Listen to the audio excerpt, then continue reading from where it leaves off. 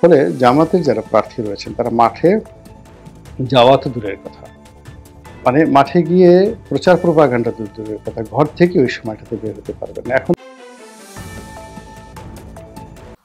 প্রিয় দর্শক, দেশ ও দেশের বাইরে থেকে যেখান থেকে আমাদের ভিডিওটি প্লে করেছেন সবাইকে অভিনন্দন জানিয়ে শুরু করছে আমাদের আজকের ভিডিওটি।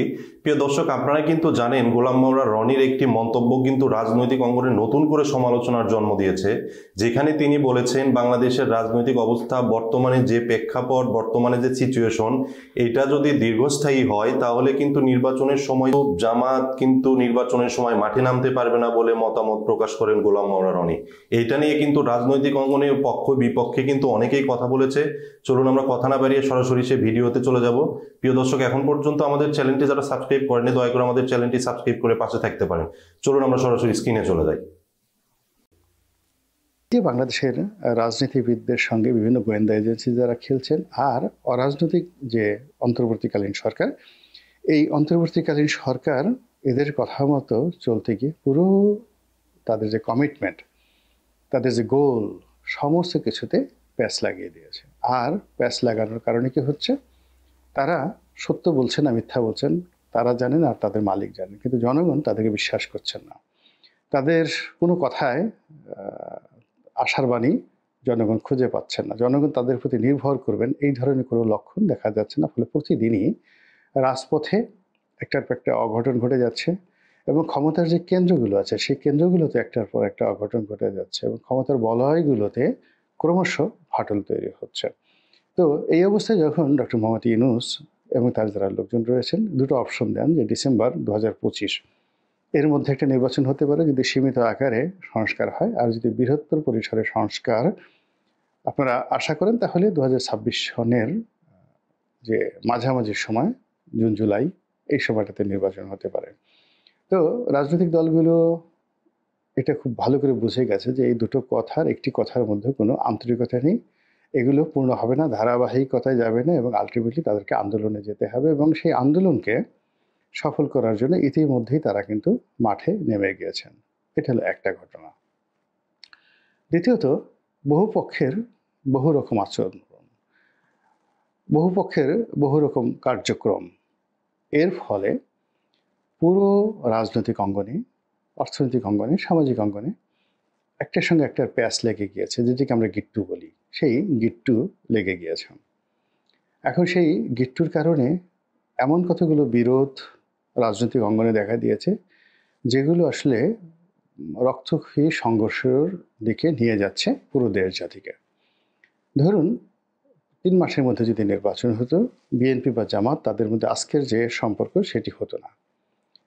এরপর দ্বিতীয় যে ঘটনা সেটা হলো বিএনপির মধ্যে তাদের জনপ্রিয়তার কারণে, সংখ্যাধিক্যের কারণে যে বিশ্বাস, যে আস্থা তৈরি হয়েছিল, সেই বিশ্বাস এবং আস্থার কারণে তারা যে যার অবস্থান থেকে প্রতিটি নির্বাচনী এলাকা কেন্দ্রিক তারা একটি সিন্ডিকেট গড়ে তুলেছে, এবং এই সিন্ডিকেটের মধ্যে যারা মন্দ লোক, বাজে লোক, তারা সেখানে চাঁদাবাজি, রাহাজানি থেকে শুরু করে যত মন্দ কাজ আছে করার চেষ্টা করছে, এবং নিয়ন্ত্রণবিহীনভাবে থানা পুলিশ প্রশাসন সেখানে তাদের টিকিট স্পর্শ করতে পারছে না। যারা দলের কেন্দ্রীয় নেতৃত্ব রয়েছেন তাদের কেউ কেউ কঠোর হয়ে কোনো কমিটি বাদ করার চেষ্টা করেছেন, তাতে ঘোড়ার ডিম বা অশ্ব ডিম্ব প্রসব ছাড়া কোনো পরিবেশ পরিস্থিতির উন্নতি হয়নি, বরং যাকে বাদ দেওয়া হয়েছে বা যে কমিটি বাতিল করা হয়েছে সে আরও মনের আনন্দে দ্বিগুণ শক্তি নিয়ে কাজ করেছে। এর কারণ হলো আগে তবু একটা দায়বদ্ধতা ছিল, এখন সেই দায়বদ্ধতা থেকে বের হয়ে সে যে সিন্ডিকেটটা চালাচ্ছে সেই সিন্ডিকেটের সঙ্গে স্থানীয় দুর্নীতিবাজ সরকারি কর্তারা আছে, পুলিশ আছে, যেমন মাঠ ঘাট চাঁদাবাজি যা কিছু করে এটার একটা অংশ তো দুর্নীতিবাজ পুলিশকে দিতে হয়, দুর্নীতিবাজ বেসরকারি কর্মকর্তাদেরকে দিতে হয়।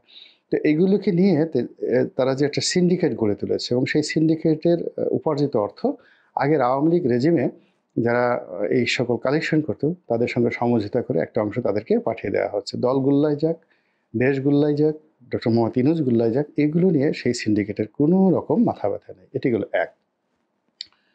দ্বিতীয়ত হলো যে আপনারা জানেন যে বিএনপির বিরুদ্ধে দীর্ঘদিন ধরেই কমিটি বাণিজ্যের একটা অভিযোগ ছিল। এই কমিটি বাণিজ্য করার কারণে বিএনপির কেন্দ্রীয় অফিস থেকে শুরু করে জেলা অফিসে বিশাল একটা সিন্ডিকেট রয়েছে, যারা টাকা খেয়ে ছাত্রদল, যুবদল এবং বিএনপির নানা রকম কমিটি দিয়েছে এবং কোনো কোনো জায়গাতে দেখা গেল 3-4টি গ্রুপ এখানে হয়ে গেছে। অর্থাৎ প্রথমে এই বছর একজনকে কমিটি দেওয়া হলো ধরুন 1 লাখ টাকার বিনিময়ে, আবার টেন্ডার করে পরবর্তী বছর তাকে সেই কমিটি বাদ দিয়ে আরেকটি কমিটি দেওয়া হলো 5 লাখ টাকার বিনিময়ে। এমনও ঘটনা শোনা গেছে এই আগস্টের আগে জেলা পর্যায়ের একটি কমিটির জন্য কোটি টাকা পর্যন্ত লেনদেন হয়েছে। 1 কোটি টাকা দিয়ে একটা জেলার কমিটি দেওয়া হয়েছে। এখন 2 বছর পরে আবার যখন আরেকটি কমিটি দেওয়া হলো টাকা খেয়ে, আর আগের কমিটি যারা লোকজন তারা পেল না, তখন তারা কি করলো, স্বতন্ত্র একটা গ্রুপ হয়ে যারা নতুন টাকাওয়ালা এবং নতুন টাকা দিয়ে কমিটি পেয়েছে তাদের বিরুদ্ধে অবস্থান নিয়ে এলাকাতে পারস্পরিক মারামারি, দ্বন্দ্ব সংঘাত করা শুরু করলো এবং এই দ্বন্দ্ব সংঘাতে প্রতিপক্ষকে ঠেঙানোর জন্য মামলা মোকদ্দমা দিয়ে তাদেরকে নাস্তানাবুদ করার জন্য তারা আওয়ামী লীগ সরকারের যারা লোকজন ছিল তাদের সাহায্য সহযোগিতা তারা নিয়েছে। এখন যেহেতু আওয়ামী লীগ নেই, না থাকার কারণে কি হচ্ছে, এই যে গ্রুপগুলো তারা পরস্পরের মুখোমুখি এবং এই গ্রুপগুলো কোনো কোনো জায়গাতে অর্থাৎ কোনো কোনো উপজেলাতে, কোনো কোনো ইউনিয়নে, কোনো কোনো জেলাতে কম করে হলো 3টি আর ক্ষেত্র বিশেষে 7-8টি পর্যন্ত গ্রুপ উপগ্রুপ রয়েছে এবং এর মধ্যে উপগ্রুপগুলো যারা ওই চাঁদাবাজি সাথে হয়তো অনেকে জড়িত না, কিন্তু এই কমিটি নিয়ে তারা আগামীতে নির্বাচন করবে, ইলেকশন করবে, কেউ উপজেলা করবে, কেউ ইউনিয়ন পরিষদ করবে, কেউ পৌরসভা করবে, দারুণ প্রতিযোগিতা করছে, মারামারি কাটাকাটি খুন খারাপি অসংখ্য ঘটে গেছে। গেল 2। 3 নম্বর হলো নির্বাচনের প্রার্থী।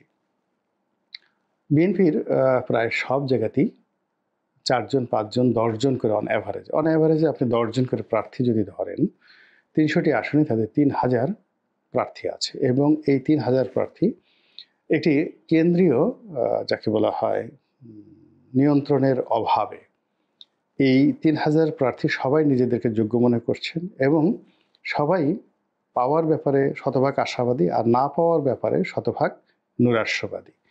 এমনকি বিএনপি যে সর্বোচ্চ নীতি নির্ধারণী বডি, সেই নীতি নির্ধারণী বডিতে যারা রয়েছেন, আওয়ামী লীগের যেমন প্রেসিডেন্ট মেম্বার, তেমনি বিএনপিতে যেটি রয়েছে স্থায়ী কমিটি। তো স্থায়ী কমিটির অনেক সদস্য জানেন না তিনি মনোনয়ন পাবেন কি পাবেন না। আপনি ইতিপূর্বে দেখেন মোর্শেদ খান সাহেব তিনিও মনোনয়ন পাননি। তো এখন স্থায়ী কমিটিতে যারা আছেন তারা শিওর বলতে পারে না, বিকজ পুরো বিষয়টি একজনের দয়ার উপর, একজনের সিদ্ধান্তের উপর, একজনের মায়ের উপর নির্ভর করছে এবং তিনি যে প্রেডিক্টেবল এটাও দলের যারা নেতাকর্মী এটি তারা বলতে পারছেন না। অনেক সময় দেখা গেল হোসেন শহীদ সরওয়ার্দী তার একটা যাকে বলা হয় প্রেডিকশন ছিল এবং তার একটা নীতি নৈতিকতা ছিল। তিনি যদি জবান দিতেন কারোর সঙ্গে, সেই জবান মানে তিনি যদি মারাও যেতেন, লোকজন বিশ্বাস করতো যে হোসেন শহীদ সরওয়ার্দী যেটা বলেছেন এই কথার অন্যতা হবে না। কিন্তু দুর্ভাগ্যজনক হলো যে আমাদের জাতীয় নেতৃবৃন্দের প্রায় সবাই কথা দিয়ে কথা না রাখার ক্ষেত্রে এরশাদের বড় ভাই অথবা এরশাদের ছোট ভাই, অর্থাৎ হুসেন মোহাম্মদ এরশাদের বড় ভাই এবং ছোট ভাই। এবং এরশাদ যেমন বাতাসের সঙ্গে তার সিদ্ধান্ত পরিবর্তন করতেন, নারীর সঙ্গে তার সিদ্ধান্ত পরিবর্তন করতেন, সৌন্দর্যের সঙ্গে, ফুলের সঙ্গে, মানে তিনি তার সিদ্ধান্ত সকাল বিকাল পরিবর্তন করতে পারতেন। তিনি প্রয়োজনে কারো কাছে অবনত হতে পারতেন, আবার প্রয়োজন ফুরিয়ে গেলে যে কাউকে ছুঁড়ে ফেলে দিতে পারতেন। তো এই অভ্যাসটি বিএনপি এবং আওয়ামী লীগের যারা নীতি নির্ধারণী তারা কোনো অংশে এরশাদের চাইতে কম নয়। ফলে কি হলো, এই যে বিএনপির যারা 3000 যোগ্য প্রার্থী আছে তারা সবাই আশাবাদী আবার সবাই হতাশাবাদী এবং এটির চূড়ান্ত সংঘাতময় পরিবেশ এবং পরিস্থিতি তৈরি হবে যখন নমিনেশন ডিক্লেয়ার করে দেওয়া হবে এবং ডিক্লেয়ার করার সঙ্গে সঙ্গে প্রতিটি আসনে গড়ে কম করে হলে 5 জন করে প্রার্থী হবে এবং 2024 সনে যেভাবে আমি দামির প্রার্থীরা নিজেরা মারামারি কাটাকাটি করে আওয়ামী লীগের সর্বনাশ ঘটিয়েছে এবং আওয়ামী লীগ মাত্র 6 মাসের মধ্যে তাদের যাকে বলে পতন হয়েছে। যদি আওয়ামী লীগ আমি দামি না করে কেবলমাত্র 2018 মানে ঘোষণা দিয়ে দিত যে আমরা কে কি মনে করলো না করলো 2014 মতো 18 মতো, তাহলে তো এই পরিণতি হতো না। কিন্তু এই যে আমি দামি করার ফলে কি হলো, পুরো তার যে স্ট্রাকচার সেই স্ট্রাকচারটা কিন্তু ভেঙে গিয়েছে। বিএনপির ক্ষেত্রে তদ্রুপ। বিএনপির এখন যে অবস্থা হয়ে গেছে, নির্বাচনের শিডিউল ঘোষণা করার সাথে সাথে সে যখন তার প্রার্থীদেরকে ঘোষণা করবেন এবং মাঠের পরিস্থিতিতে মারামারি কাটাকাটিতে অনেক প্রার্থী আবার পরিবর্তিত হবে, আবার অনেক প্রার্থীতে পরিবর্তন হওয়ার পরে সেখানে আর এক দফা মারামারি হবে, এরপরে অসংখ্য প্রার্থী, যেটা বললাম আগে মিনিমাম 5 জন করে তারা স্বতন্ত্র দাঁড়িয়ে যাবেন এবং সেই দাঁড়ানোর ফলে পুরো নির্বাচনী এলাকায় একটি রক্তক্ষয়ী সংঘর্ষ অনিবার্য হয়ে পড়বে। এটি বিএনপির ক্ষেত্রে। জামাতের ক্ষেত্রে যেটি হলো, জামাত এখন খুব একটি ভালো পর্যায়ে রয়ে গেছে। কিন্তু নির্বাচনের মাঠে যখন বিএনপির এই যে সংঘাত, সংঘর্ষ, দলের মধ্যে গ্রুপ, উপগ্রুপ, এগুলো নিয়ে মানুষ এতটা দৌড়দৌড়ি করবে, এতটা যাকে বলা হয় ব্যস্ত থাকবে, থানা, পুলিশ, প্রশাসন তাদের সমস্ত মনোযোগ কেবল বিএনপিকে কেন্দ্র করে। ফলে জামাতের যারা প্রার্থী রয়েছেন তারা মাঠে যাওয়া তো দূরের কথা, মানে মাঠে গিয়ে প্রচার প্রপাগান্ডা তো দূরের কথা, ঘর থেকে ওই সময়টাতে বের হতে পারবেন না। এখন তারা অনেক কথা বলছেন, সভা সমাবেশ করছেন, সবকিছু করছেন, কিন্তু একটা বিরূপ অবস্থা যখন সৃষ্টি হয়ে যাবে সেই সময়টিতে তারা ঘর থেকে বেরোতে পারবে না। ফলে কি হলো, 2025 সনে বা 2026 সনে নির্বাচন না হওয়ার সম্ভাবনা 99%। আর যদি নির্বাচন হয়ে যায় বা হওয়ার চেষ্টা করে, তাহলে সেখানে পুরো রক্তক্ষয়ী সংঘর্ষে আরেকটি নতুন অভ্যুত্থান বা একটি নতুন পরিবেশ পরিস্থিতি সেখানে তৈরি হওয়ার সম্ভাবনা 100%।